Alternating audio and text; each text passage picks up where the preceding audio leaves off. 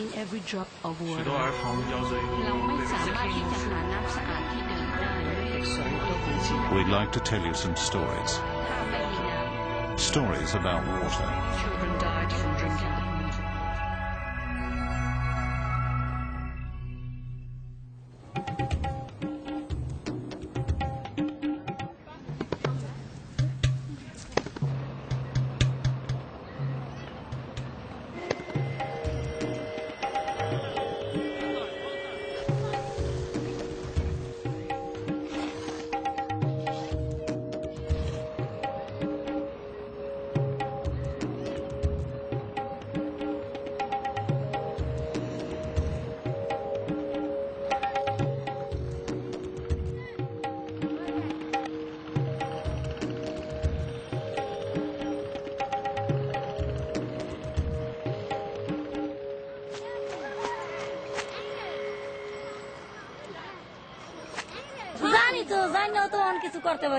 I know this water is dirty, but what can we do?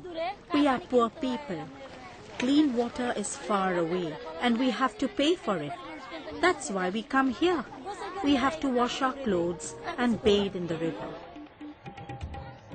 Over 3 million people live in the slums in Dhaka, the capital city of Bangladesh. Most of the poor here have no access to clean water or sanitation. This is the fastest growing city in Asia. Dhaka's water supply and sewerage services have been overwhelmed by this rapid rise in population. Close to 10 million people live in the city, and the number is expected to reach 16 million by the year 2010. In a burgeoning megacity like Dhaka, in one of Asia's poorest countries, providing clean water and sanitation for all will be a daunting task requiring imaginative solutions. In some of Dhaka's poorest slums, a successful grassroots solution is catching on. With assistance from local non-government organisation Dusta Shastya Kendra, or DSK, community water points and latrines are being introduced, managed by the slum communities themselves. Bangladesh is known as a poor country, and around 25 to 30 million people live in abject poverty, which is described as people who are earning less than $1 a day and eating less than 1800 calories a day. People in rural areas are coming to Dhaka city in search of work, employment, food and shelter. Dhaka has been a big magnet. It's the biggest city, very centrally located, and the policy over the last 20 years have been to centralize many of the things like industrial employment. 2 million people have been in new employments in the last 15 years.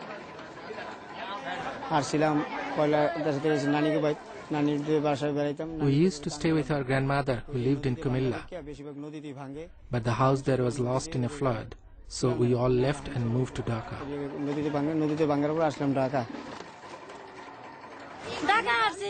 I came to Dhaka to earn some money because village life is hard and there was a lack of food and water.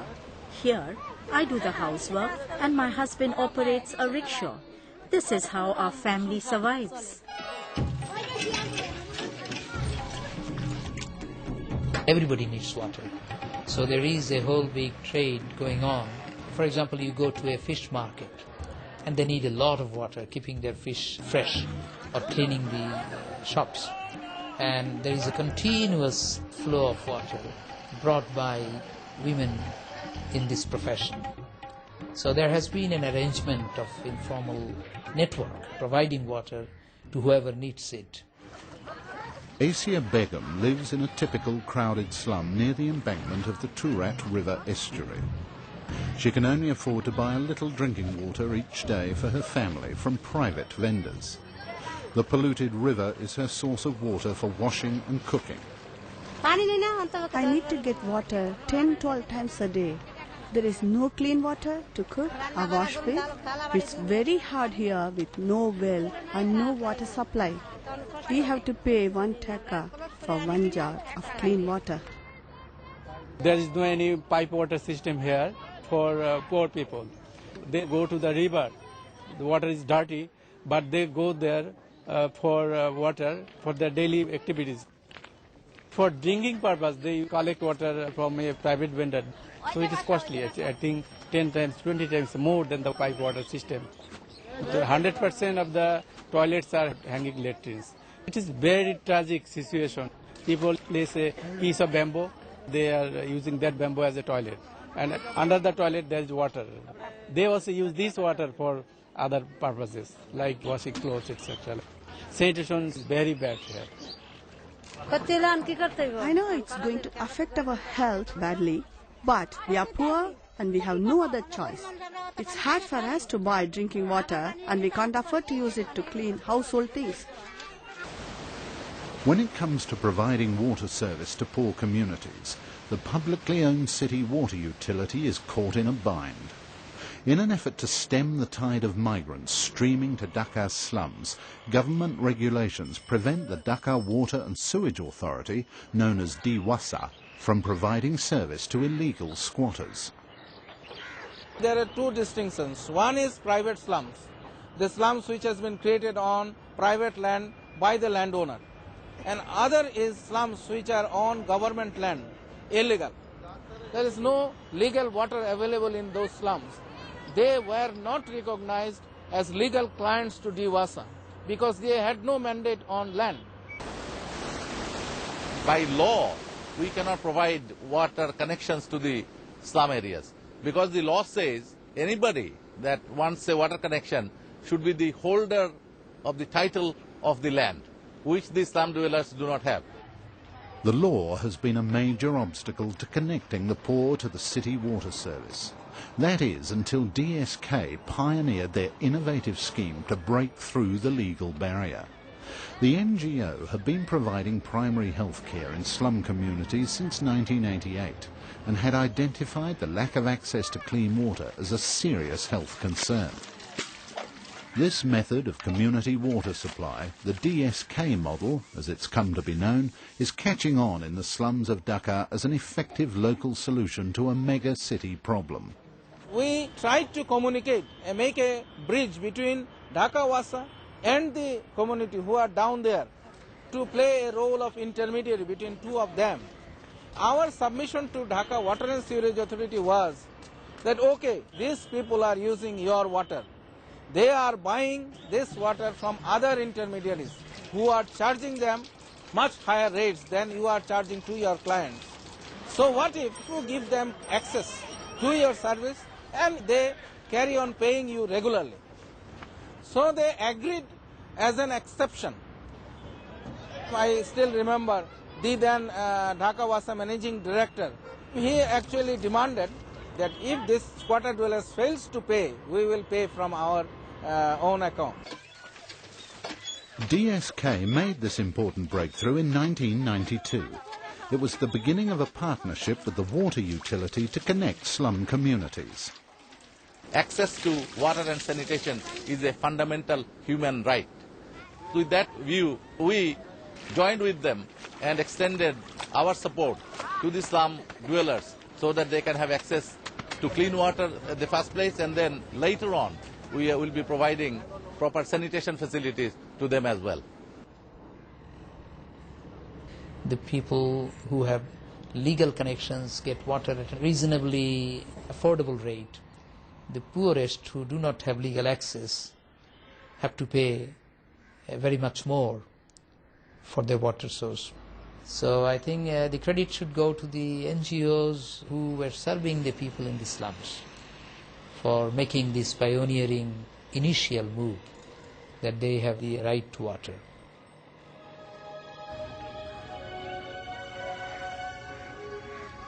This is Bomiabad Mirpur, where DSK is working with the community to provide water and sanitation.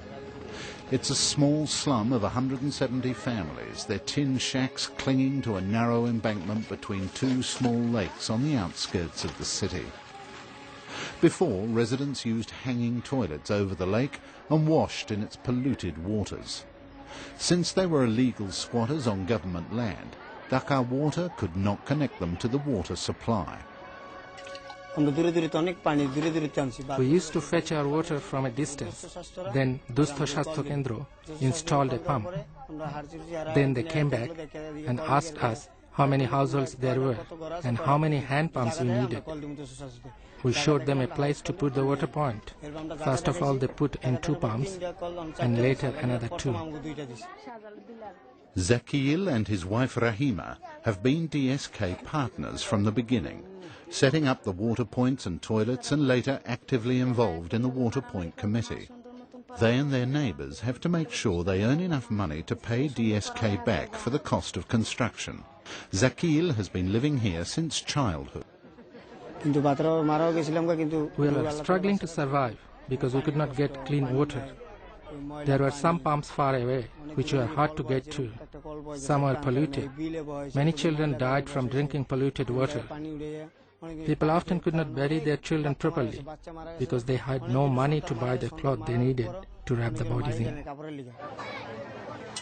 Zakil and Rahima lived through the worst of times, but then the situation began to change.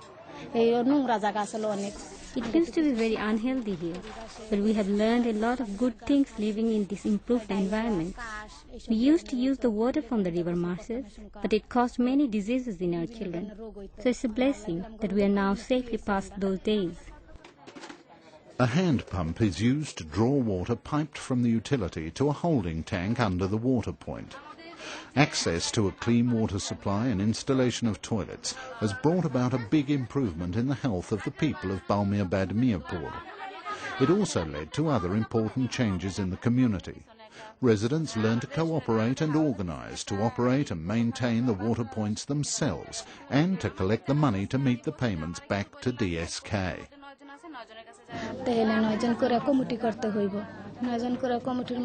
We have 9 members in our committee, all with different responsibilities according to their skills and ability. I have been selected as chairperson. Every month, we have to pay 3,000 Dhaka for the water bill and for the water point loan. Sometimes we put some pressure on members who can't pay. If some members can't pay, the committee members help them to pay. This is how we have structured our committee. We have very good relations in the group. We listen to each other and respect each other's opinion, and the community then listens to us. We also collect money to pay for cleaning the water point and the pump on a weekly basis.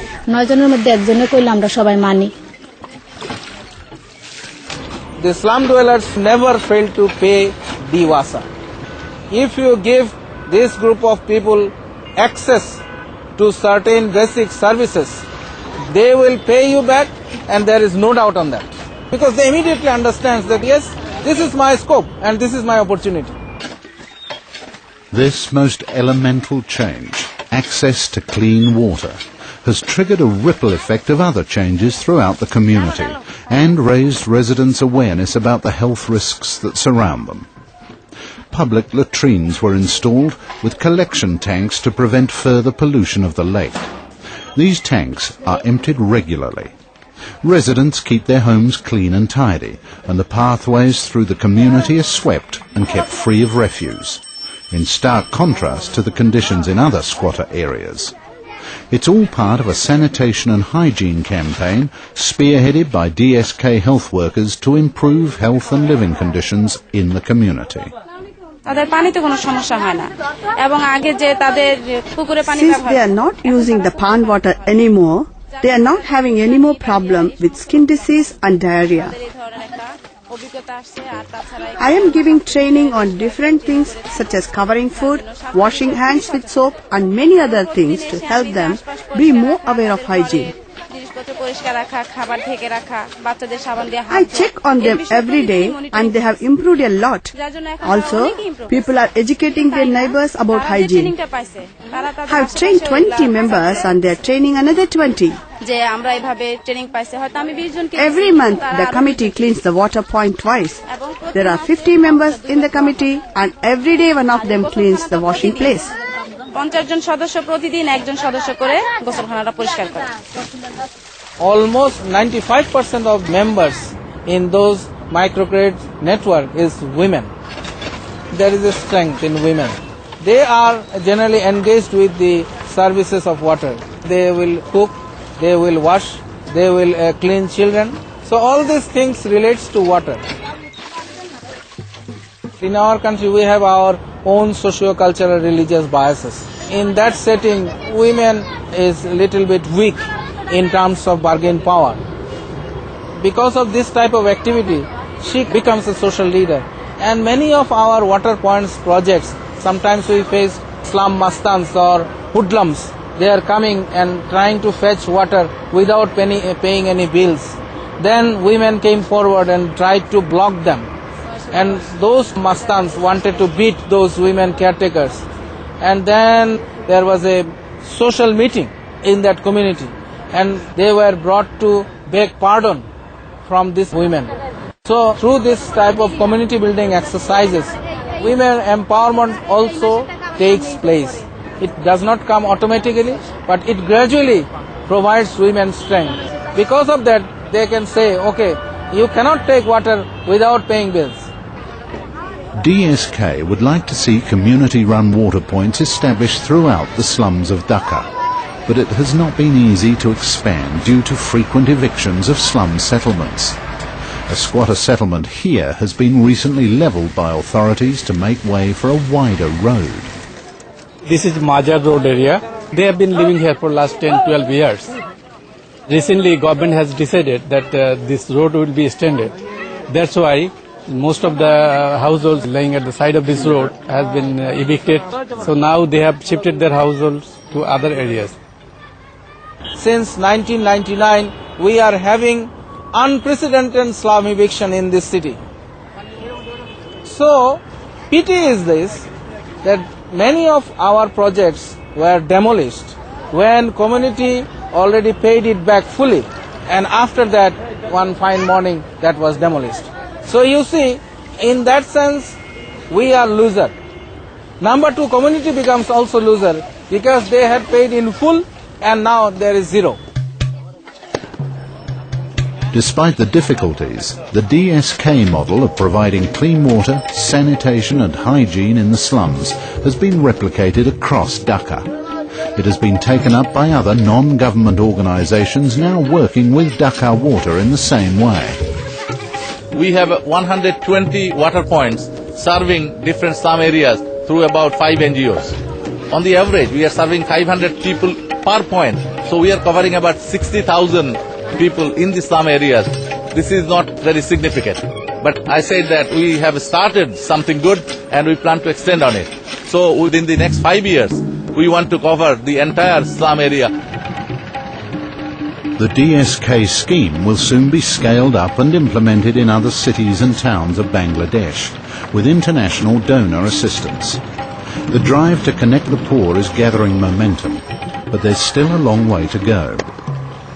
In about 15-20 years' time, this city will be the 4th largest city in the world in terms of population. It's about 20-25 million, but in a larger area.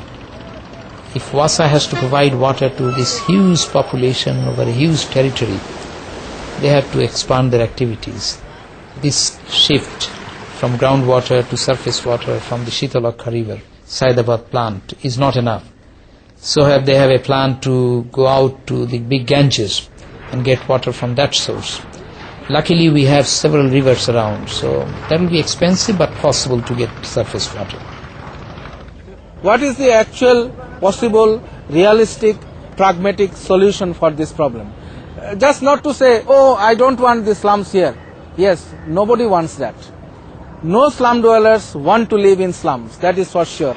We have to arrive to a pragmatic solution. We cannot throw this group of people who are a majority in this country to Bay of Bengal. That is not possible.